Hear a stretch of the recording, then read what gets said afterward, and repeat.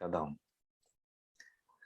Gente querida, eu queria compartilhar com vocês um texto que está em Filipenses e o Caio vai projetá-lo, creio, aí, que é no Filipenses 2, no capítulo 2, os versos que vão de 5 até 11. E aí está escrito: seja a atitude de vocês a mesma de Cristo Jesus, que, embora sendo Deus, não considerou que o ser igual a Deus era algo a que devia apegar-se, mas ele esvaziou-se a si mesmo, vindo a ser servo, tornando-se semelhante aos homens, e sendo encontrado em figura humana, humilhou-se a si mesmo e foi obediente até a morte, e morte de cruz.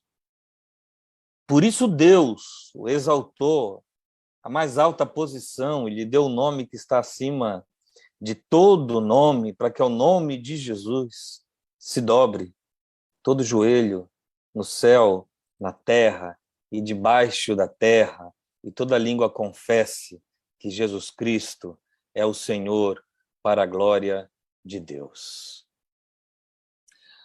Paulo, nesta carta à igreja de Filipe, ele diz que a gente tinha que se parecer um pouco mais com Jesus. Mas ele ressalta em que aspecto? Ele diz: tenham em vocês o mesmo sentir que houve em Jesus. Tenham vocês um sentimento de humildade semelhante a este que Jesus foi capaz. E aí ele conta, e aí ele nos fala coisas que até então a gente não tinha tido em resumo, como ele em resumo colocou. Ele diz que Jesus então foi capaz de uma grande renúncia. Ele diz que Jesus não julgou que deveria continuar sendo Deus como Deus, mas esvaziou-se do ser Deus. Veja, ele diz que Jesus, pré-existindo, existindo como Deus, abriu mão de ser Deus. Esvaziou-se de sua divindade, de sua deidade. E seja lá como e onde ele era e estava, sendo Deus, ele decidiu deixar de sê-lo e aportou a sua grande decisão. Depois de uma grande renúncia, que é deixar de ser Deus, ele então tem uma grande decisão: assumir a forma humana e se transformar em gente e habitar entre nós e encarnar como ser humano no Natal eterno da existência. Resolveu deixar de ser Deus para si mesmo. Resolveu deixar de ser Deus em si. Resolveu deixar, como alguma figura de linguagem possa assim expressar ironicamente, resolveu de estar ali, deixar de estar ali eternamente lixando as unhas, enquanto a gente está aqui se lixando nessa vida. Resolveu deixar de ser Deus com toda a vantagem de ser tão pleno, de existir tão destituído de qualquer necessidade. Deus não precisa de nada. Deus se basta a si próprio. Deus é feliz em si mesmo. Mas ele resolveu deixar de ser Deus para ser Deus para além de si. E quando ele faz isso, ele se esvazia de ser Deus. Você entende? Ele abre mão de todas as prerrogativas de ser Deus. Ele abre mão de todas as vantagens de ser Deus. Ele abre mão de todo o poder de ser Deus. Ele abre mão exatamente de ser eternamente. E ele, diz o texto, toma a forma humana, assume figura de gente. Ele, depois da grande renúncia, toma a decisão de entrar aqui no chão da história desse planeta encarnado como ser humano. Ele agora existe como homem, ele é plenamente homem, ele é totalmente homem, ele sente a dor de ser gente, ele tem os humores e os temperamentos próprios da limitação humana. Ele encarna no ventre de uma jovenzinha que mora nos confins do mundo, fora do mapa onde as coisas acontecem. E ainda no ventre dela ele é perseguido. Ele chega refugiado. Ele chega e, à medida que chega, já tem que fugir. E, limitado ao ventre da jovenzinha, conduzida por outro jovem rapaz, ele vai caminhando por este mundo assim, sob um jumento, o filhote de uma jumentinha, não tem lugar para ele nascer, os hotéis estão cheios em Belém, ele nasce de improviso, ele nasce como essas mulheres que têm um filho no táxi, ele encarna assim, já cheio de extremas limitações, ele já vai de cara para um país que não é o dele, ele foge para o Egito, quando nem podia tomar a decisão de ir para o Egito fugir. Ele é pequeno, ele é indefeso, ele é Deus que se fez gente, que agora depende dos cuidados humanos para então crescer entre nós.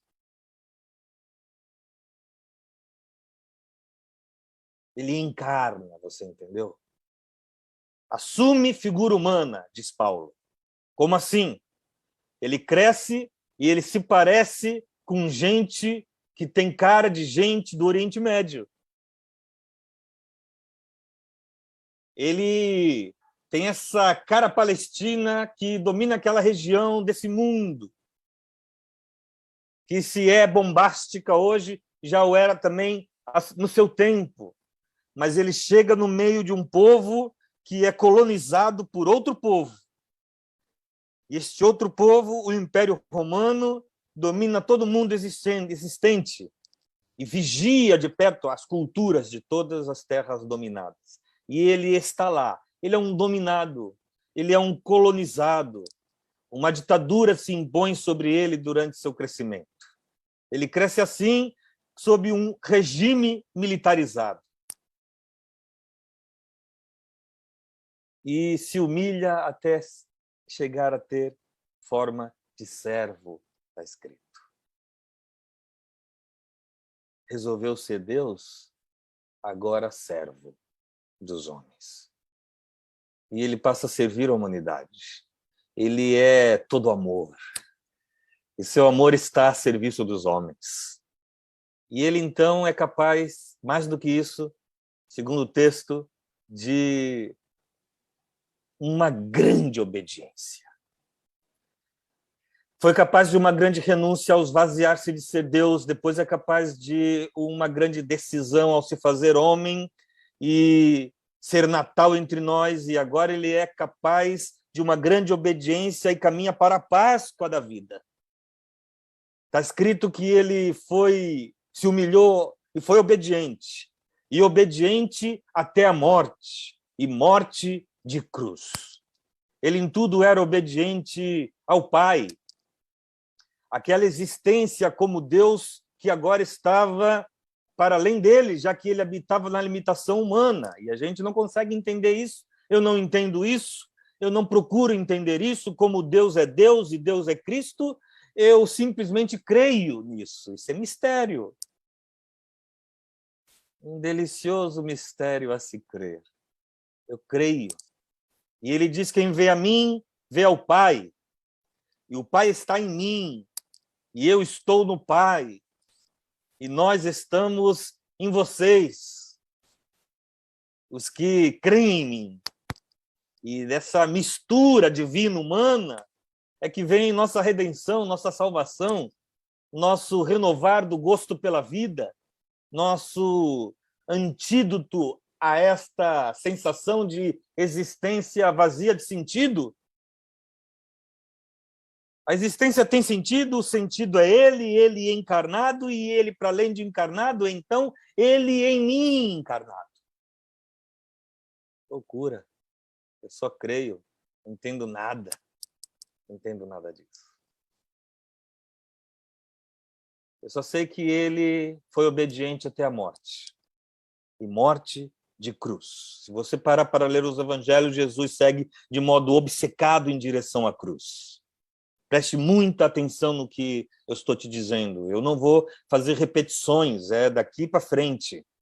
Ele caminha obstinado em direção à cruz, a cruz é sua obstinação de amor. Ele sabe que ao estar na cruz, ele estará mudando toda a história da humanidade. Ele sabe que ao estar na cruz, ele estará fazendo o sacrifício eterno de todos os séculos, aquele que vai nos redimir para sempre e afastar de nós a morte, afastar de nós todo o diabo, e que então nosso nome estará cravado na eternidade naquilo que ele chamou de livro da vida, escrito ali.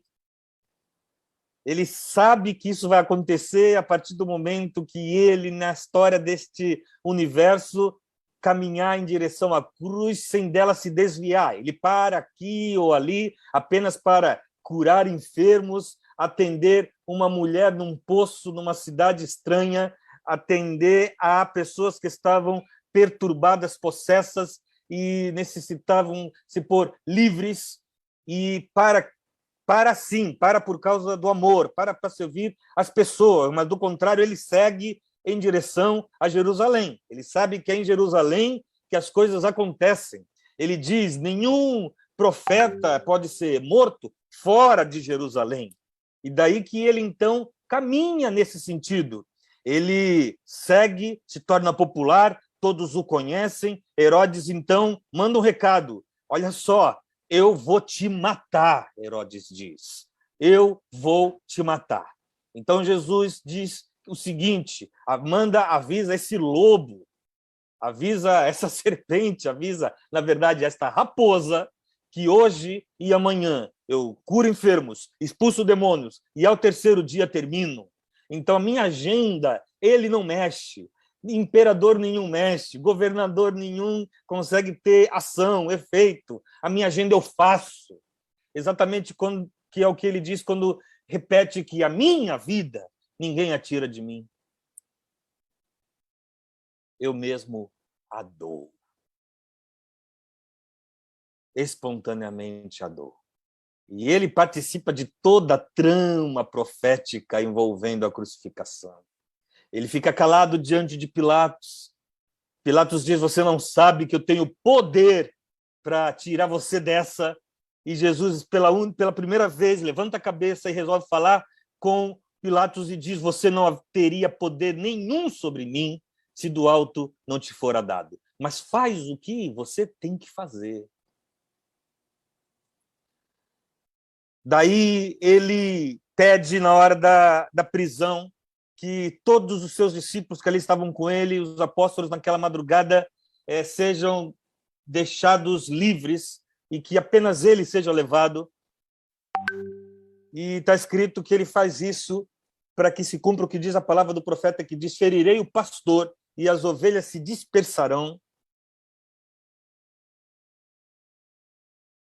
Então ele é crucificado tal qual Isaías diz, a gente vê os seus ossos assim expostos. Ele está feio nesta aparição. A dor, ele é o mais padecido e sofrido e dolorido de todos os homens. sabe o que é sofrer, está escrito. Ali do alto entrega sua mãe aos cuidados de João. Ali do alto diz que Pai, perdoa-lhes porque eles não sabem o que eles estão fazendo, não sabem a quem estão matando. Jesus reclama com Deus, Deus meu, por que me desamparaste? Citando o Salmo 22, que assim começa. E então diz, Pai, nas tuas mãos entrego o meu espírito.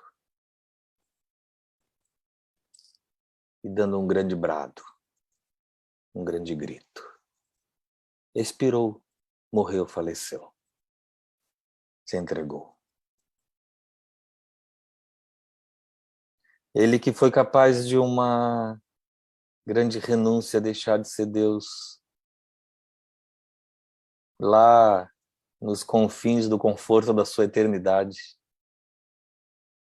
Por amor, foi capaz da decisão de assumir a forma humana, tão limitada, tão nós. Agora foi capaz da grande obediência de morrer morte de cruz, mas o texto termina dizendo que ele recebe uma grande recompensa. Fruto da grande obediência, uma grande recompensa. O texto diz que morreu morte de cruz, mas o Pai o recompensou de tal modo que ao nome de Jesus se dobrarão todo joelho no céu, na terra e debaixo da terra, em absolutamente todas as dimensões do universo. Ele tem o nome dos nomes. Ele é Senhor dos senhores, Rei dos reis. Ele é o escolhido dos milhares para mim. Ele do vale é o lírio. Ele é o verdadeiro Deus e a vida eterna, disse João, quando tudo estava acabando de ser contado.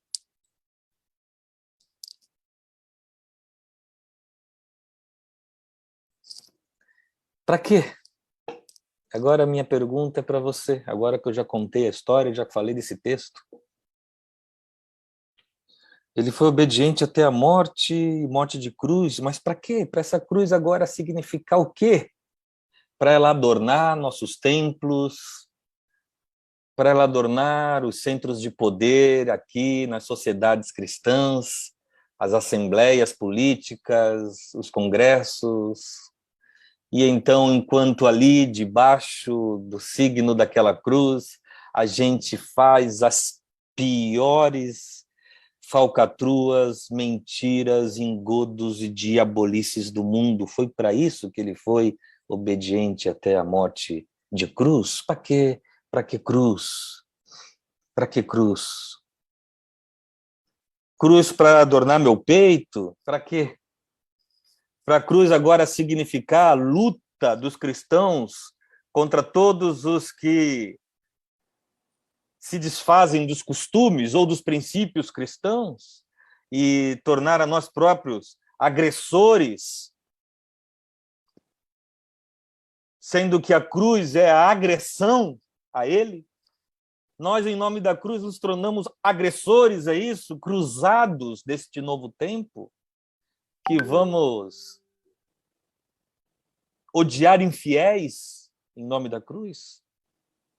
A cruz para isso?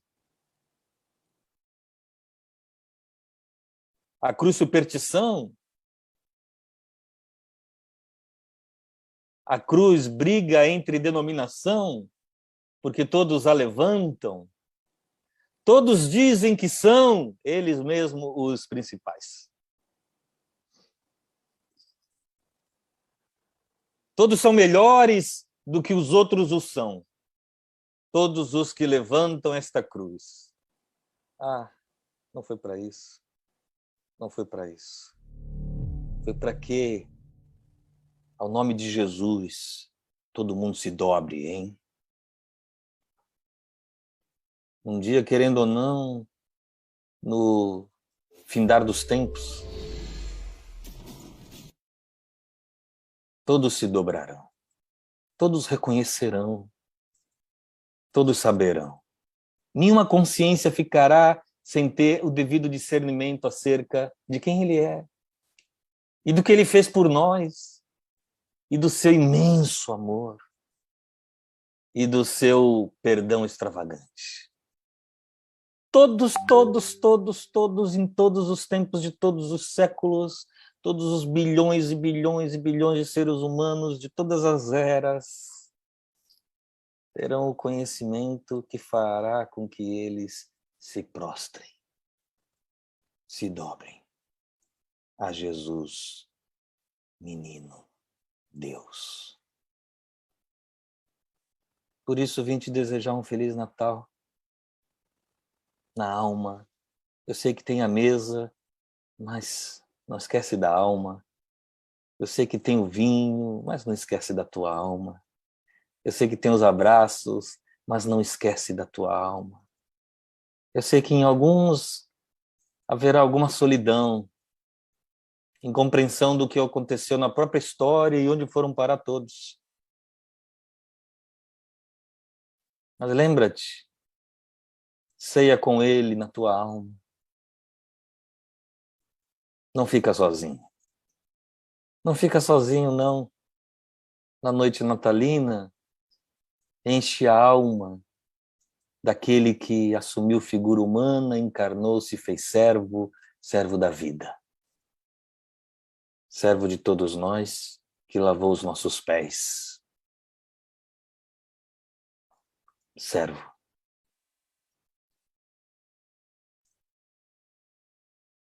Não fica sozinho no Natal.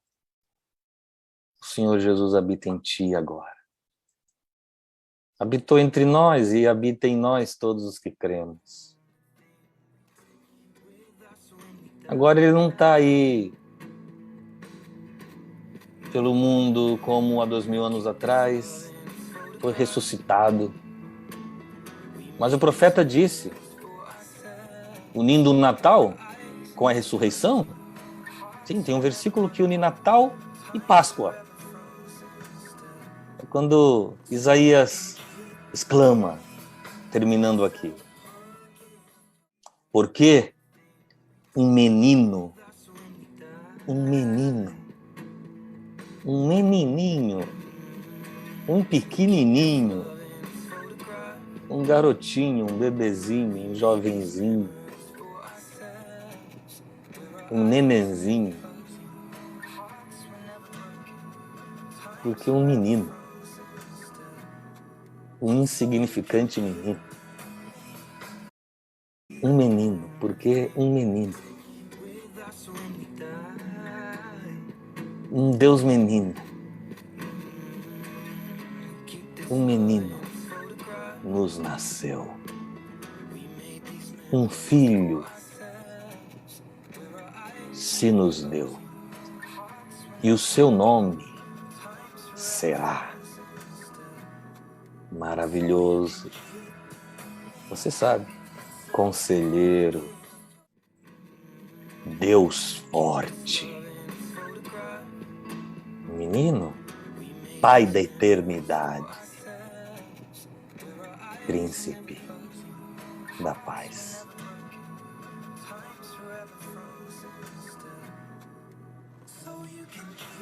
Igreja do Senhor Jesus, representada aqui,